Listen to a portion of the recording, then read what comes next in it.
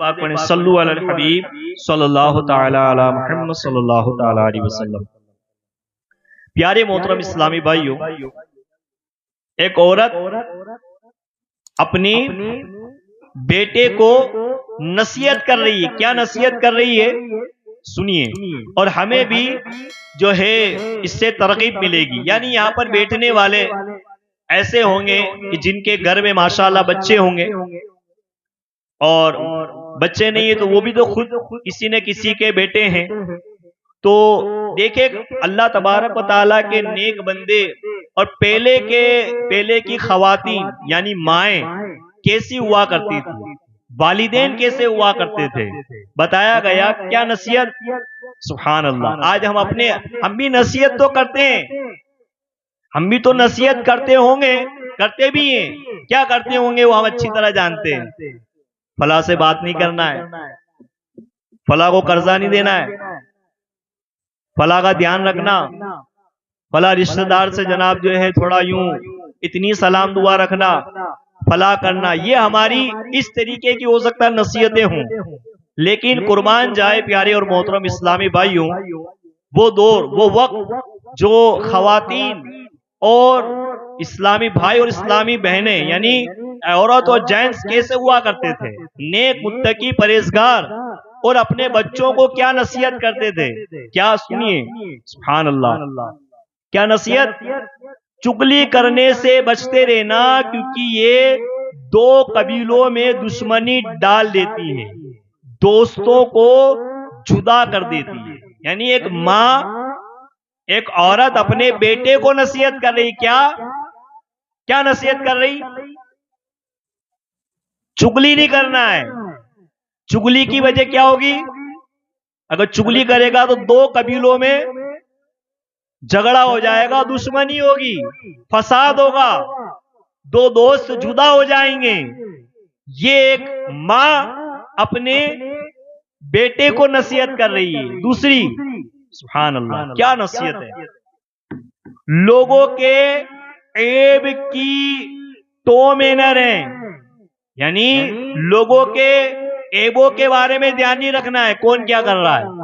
آج ہمارا معاملہ ہوتا ہے کون کہاں آ رہا ہے، کہاں جا رہا ہے، کیا کر رہا ہے، کیا کھا رہا ہے، کیا پی رہا ہے، کہاں سے کمایا، گاڑی کہاں سے لایا، نوکری لگ گئی، دوسری دکان کہاں سے کھل گئی، وہاں کھیتی کی زمین کیسے لے لی، وغیرہ وغیرہ۔ یعنی یہ ہم اس میں رہتے ہیں، یہ نہیں۔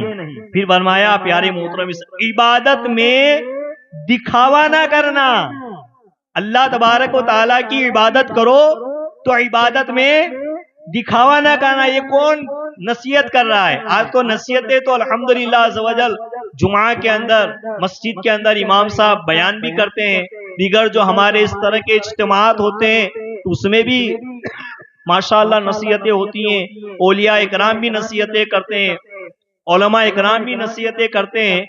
لیکن یہ گھر کے اندر ایک ماں اپنے بیٹے کو نصیحت کر رہی ہے، کیا نصیحت کر رہی ہے سنیے سبحان اللہ، کہ عبادت میں دکھاوا نہ کرنا، سبحان اللہ، اور مال خرچ کرنے میں بخل سے بچتے رہنا، مال خرچ کرنے میں بخل سے بچتے رہنا، اور دوسروں کے انجام سے سبق حاصل کرنا، دوسروں کے انجام سے سبق حاصل کرتے رہنا۔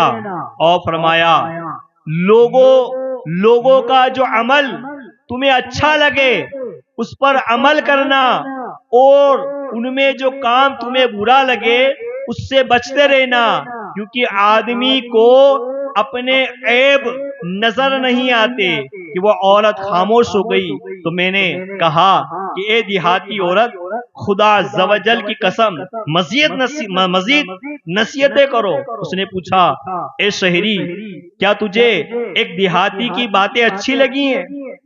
میں نے کہا خدا کی قسم اچھی لگی ہے۔ تو وہ بولی کہ بیٹا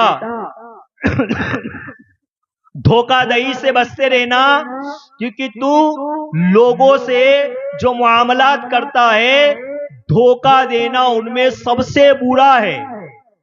دیکھیں ایک ماں اپنی بیٹے کو نصیحت کر رہی ہے، کیا کہ کسی کو دھوکہ نہیں دینا ہے. پھر ہے سبحان اللہ سخاوت، علم، تواضع اور حیا کو اپنا لینا. اور اب میں تجھے خدا کے سپرد کرتی ہوں، تم پر سلامتی ہو، اللہ تبارک و تعالی تم پر رحمت کرے.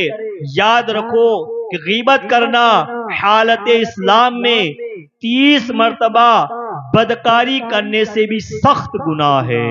اللہ، غیبت و چغلی کی آفت سے بچیں، یہ کرم یا مصطفیٰ فرمائیے.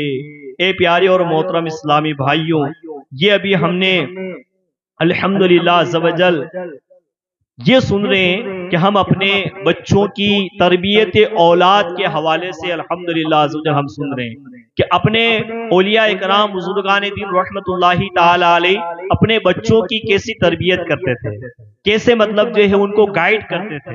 آج ہم بھی اپنا جائزہ لیں، ہم بھی جائزہ لیں کہ ہم اپنے بچوں کی تربیت کے معاملے میں کیا ہے. بہت سارے کہتے ہوئے نظر آتے یار میں تو جناب نماز نہیں پڑھتا ہوں، یا جناب میں تو فلاں معاملے میں پھنسا ہوا ہوں، فلاں معاملہ یوں ہے، لیکن میں اپنے بچوں کو جناب جو ہے نیک بنانا چاہتا ہوں. میں اپنے بچوں کو جناب جو ہے ماشاءاللہ وہ اس معاشرے کا اچھا فرد بن کر ابھرے. اے پیارے محترم اسلامی، واقعی اچھی نیت ہے، بہت اچھی شاندار سوچ ہے، لیکن پیارے محترم اسلامی سوچ کے ساتھ ساتھ یہ بھی غور کریں کہ ہمیں بھی نیک بنانے کے ساتھ ساتھ اپنے آپ کو بھی نیک بننے کی پہلے ضرورت ہے. بچہ سب سے پہلے گھر میں اپنوں کو دیکھے گا، ماں اور باپ کو دیکھے گا. جب باپ ماشاءاللہ اٹھ کر فجر کی نماز کے لیے جا رہا ہوگا، جب باپ ماشاءاللہ نماز پڑھ کے فجر کی نماز پڑھ کے گھر کے اندر آ کر قرآن کی تلاوت کر رہا ہوگا، گھر کے اندر ترجمہ تفسیر پڑھی جا رہی ہوگی، گھر کے اندر ماشاءاللہ درود خوانی کا اہتمام ہوگا، گھر کے اندر ماشاءاللہ جھوٹ اور غیبت اور اس طرح کے جو معاملات ہیں اور فلمیں، ڈرامے، گانے، باجے، یہ تمام چیزوں سے بچنے کا ایک ذہن ہوگا، تو بچے بھی الحمدللہ عز و جل قرآن، نماز، سنت کی طرف آئیں. اور جب اگر معاذ اللہ عز و جل اگر ہمارے ہی معاملہ اگر ایسا ہوگا تو پھر پیارے محترم اسلامی بھائی ہم اپنے بچوں کی تربیت کیسے کریں گے؟ آج ایک بات ہے کہ گھر کے اندر بچہ آ کر کہتا ہے کہ جناب یعنی گالی دیتا ہے، بچہ گھر کے اندر گالی دے رہا ہے، گالی کہاں پر سیکھ کر آیا ہے؟ گالی کہاں سیکھ کر آیا ہے؟ اسکول میں تو سکھائی نہیں جاتی، ٹیچر تو نہیں سکھائیں گے.